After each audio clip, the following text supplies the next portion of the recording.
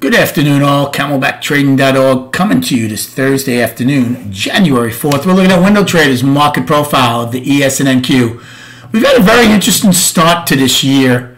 We gapped lower for the third day out of 3 days today. ES filled all three of them. NQ holds one. Righty holds one. We've also taken out both sides of the IB all 3 days so far this year, right? That stat last year for 250 days was we took out both sides of the IB 32.4% of the time. Well, we're 3 for 3. We're 0 for 3 on gaps. We're 0 for 2 on trend days down, 0 for 2 on trend days up. We did get both overnights for the first time this year. Last year, it was only 23.6% of the time. Our range ended up being decent as we stretched it late in the day.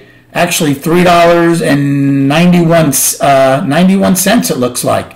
So, biggest range of the year. But again, you know me, I like ranges of minimum $4 or more to be good. So, even though our volume was good on Tuesday and Wednesday, our ranges have stunk. Now today, our range was the best of the year, not $4, but our volume stinks. It's only 70 million right now. I didn't have a good day because I got stubborn, and I'll show you where and what happened on a long in ES. First, let's go over these things as far as what transpired today. Look at Righty. Yesterday, Righty was 11 for 11 and then spiked lower and went out with a trend day. Today, they almost took back the whole trend day. Not quite, almost. And they go out with a perfect POC. They traded at the same price point 13 out of 13 times. They also probed lower, and they go out with an afternoon rally high.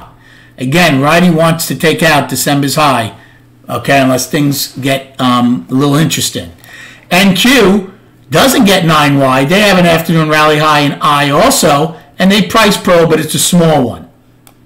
They have lower value on the day. That's another thing. Our value has been lower, lower, and overlapping lower the first 3 days of the year. We go out with an afternoon rally high in I, could never get 9 wide, and a pretty good price probe again.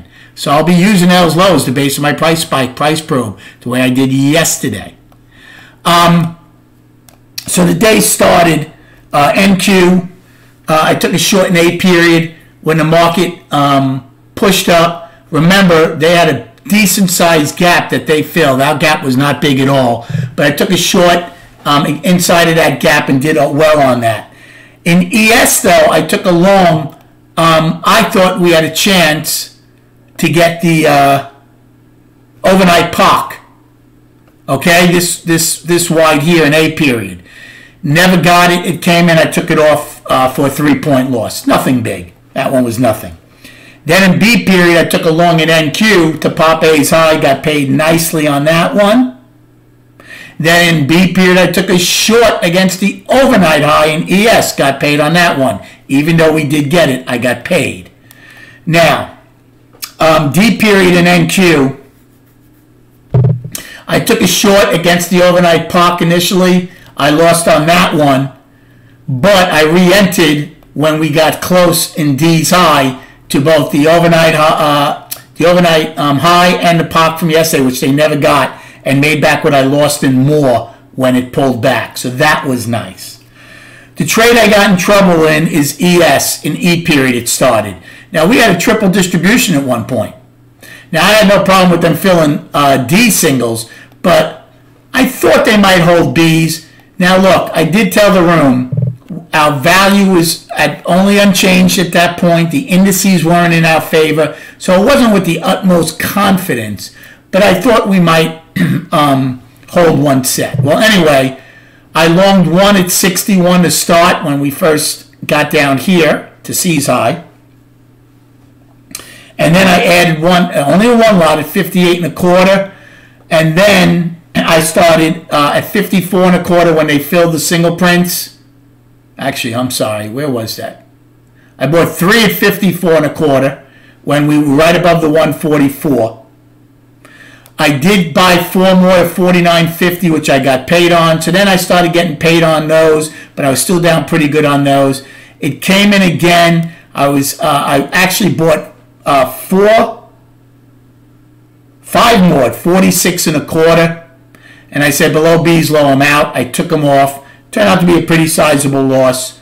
It did rally afterwards where I would have made money on the 46 kind, but hey, look, I had to have my out, took it out.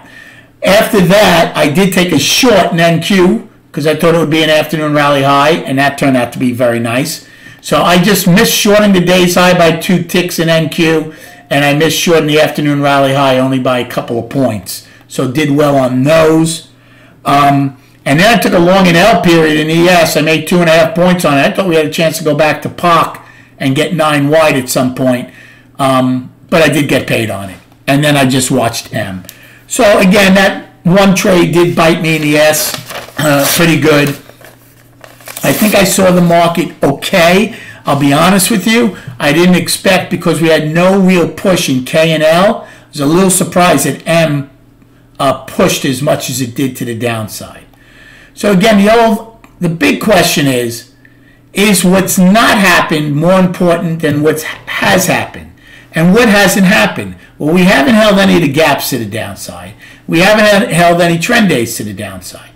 So our sellers, maybe getting a little weaker. We weren't much distance from yesterday's low until late in the day. Then we got a pretty good push there and got 14 handles from it. So again, we have non-farm payroll tomorrow, so it'll be interesting. Let's go over the destinations, then we'll go to the chart. And tomorrow night we'll recap all 3 of these indices charts. So for the upside, we have our price probe, L's low of 468.07, I's high of 469.47, afternoon rally high. Today's high of 470.96. Downside, 467.05. We stopped a penny from the next big set of single prints from December 13th. 467.04 to 465.35. ES, our low, I didn't write our low in. Is it 27? I think it is, yep. Our low is 47.27, okay? Then we have our single prints 26.75 to 08.75. For the upside, L's low is our price probe 37. I's high is 51, afternoon rally high. And today's high of 66.50. Now, let's go to the charts. Just going to show you, again, SPY. So I'm not going to show you the monthly. The monthly's up. The weekly is forming its balance. So depending on how much if the market doesn't come in much tomorrow, then I'd probably call a 3-week balance with this week's low, the bottom of it, last week's high, the top of it. But if we do come in pretty good and encompass a lot more of this range, then I would call it a 4-week balance. So we'll see what happens tomorrow. Okay? So right now the weekly is forming its balance. Is that horrible? Of course not. 9 weeks we one time framed up. Where you have to start paying more attention is once the balance is formed, do we come out of it to the downside? Then something else is changing. But for now, this is more than healthy. Balance on the weekly. The daily is clearly down, one time framing down 4 days. Pretty ugly candle, right? The volume's showing 83 million already. So again, it's picking up in the after hours. Not bad. We're closing below the 20 since November, first time since November 2nd. So should the buyers be throwing up white flags and it's over and surrendering? Of course not. 1 day doesn't make a market. 2 days doesn't make a market. Look how we traded below the 200 here for how many days and then rocketed to new highs. Well, not in SPY, but in ES. So the biggest goal for the bulls is what? Stop the one-time framing and come back into balance on the daily. We'll see if that's going to be accomplished tomorrow or not. So again, even when I have a bad day, cool, calm, and collected in the trading room, being honest with myself and everybody else as opposed to just saying I make money all the time like some traders do, right? That helps nobody. And walking them through that entire trade, when I was in it, why I was in it. And one other thing I want to show you, I know this video's gone long, but I think it's worth it. Let's go back to the profile. Here is a nuance that I should have recognized on my long. We talk about this a lot. Our POC was at D's low. Well, G couldn't even get to C's low. That's a nuance. H couldn't even get to E's low. That's a nuance. We couldn't get 5 wide. So it told you the sells were stronger than I was giving them credit for, and I should have been more aware. I was aware of that. I was being biased, thinking it didn't matter, and we were going to just get a pullback low and then go higher. But do you see those little nuances, how much they mean? This is what we talk about, my friends, in the trading room. Okay, it's not my P&L, it's not anybody's P&L. It's understanding and being educated to what the market is attempting to do. Thanks for the likes and subscribing to this video. Have a great night, and we'll speak prior to the opening tomorrow.